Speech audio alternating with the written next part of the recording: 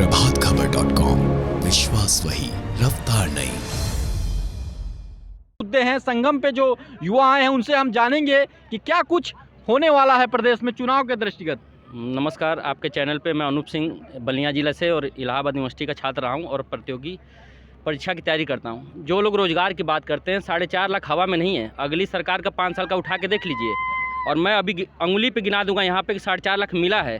ठीक, लगातार हमारे गांव के 5 लड़कियां प्राइमरी टीचर हुई हैं, पुलिस में लड़के हुए हैं। ठीक, पुलिस प्राइमरी से लेकर भी जूनियर में बच्चे का रिजल्ट आ चुका है जब इनकी ज्वाइनिंग करा दिया। 9000 दरोगा का था, उनका सुप्रीम कोर्ट में मामला लड़के आपस में लड़के गए, उसमें भी फाइनल हुआ है, वो 9000 बच्चे चले जाएंगे। ठीक है, ऐसे तमाम LT ग्रेड में सबसे बड़ा मुद्दा ये है कि मेरिट क्या होती है। आप मेरिट पे पुलिस की भर्ती कराते थे, इलाहाबाद के लड़के इंटर पढ़ के आते थे, पढ़ते थे, कोचिंग करते थे, आप मेरिट में कराते, उस पढ़ाई का महत्व है।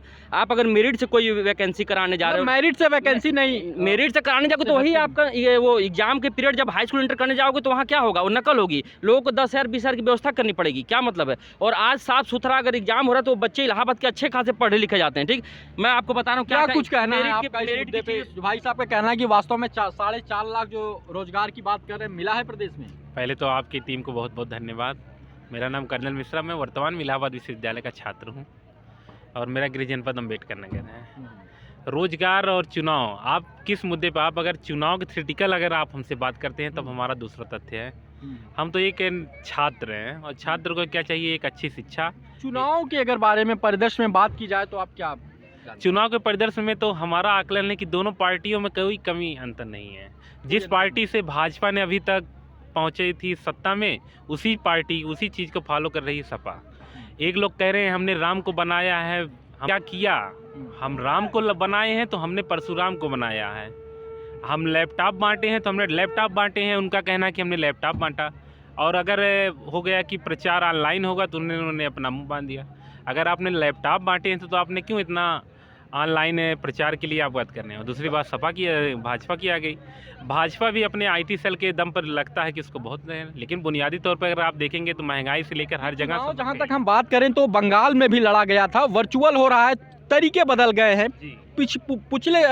पिछले चुनाव की यदि बात की जाए तो चुनाव अलग ढंग का था, लेकिन इस बार चुनाव अगर बात की जाए तो कुछ सोशल मीडिया के द्वारा, IT सेल के द्वारा बिहार और बंगाल का चुनाव कुछ हद तक लड़ा गया था। अंत में फील्ड में उतरना पड़ा था। ये चुनाव किस हद तक किस दिशा में जाने वाला है?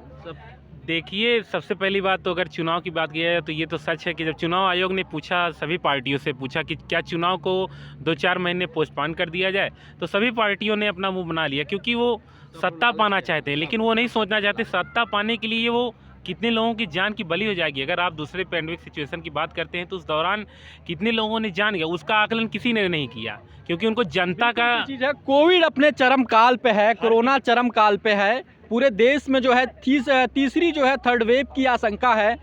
इसी में किसी ने कहा है कि मेरे हिस्से की रोटियां खा गए सियासत वाले और मेरी मौत को चुनावी मुद्दा बना डाला। क्या आपको लगता है कि वास्तव में यहाँ मौत को भी चुनावी मुद्दा बनाया जा रहा है? अवश्य लग रहा है, चुनावी मुद्दा बनाया जा रहा है। क्या कोविड के इस तीसरी वेव के भी चुनाव होने चाहिए थे? नहीं, बिल्कुल नहीं होने चाहिए थे। क्या पार्टियों को स्वतः मना कर देना चाहिए? परीक्षा रोक दी जा रही है, चुनाव कराया जा रहा है, ये कहाँ का न्याय है? बिल्कुल बिल्कुल, परीक्षा रोक दी जा रही है, चुनाव कराया जा रहा है। क्या नाम है आपका? आपको क्या लगता है कि परीक्षा रोकी जा रही है, चुनाव कराया जा रहा है? जी, परीक्षा रोक दी गई है तो चुनाव भी रोक देना चाहिए ना, थोड़ी दिन के बाद चुनाव होना चाहिए।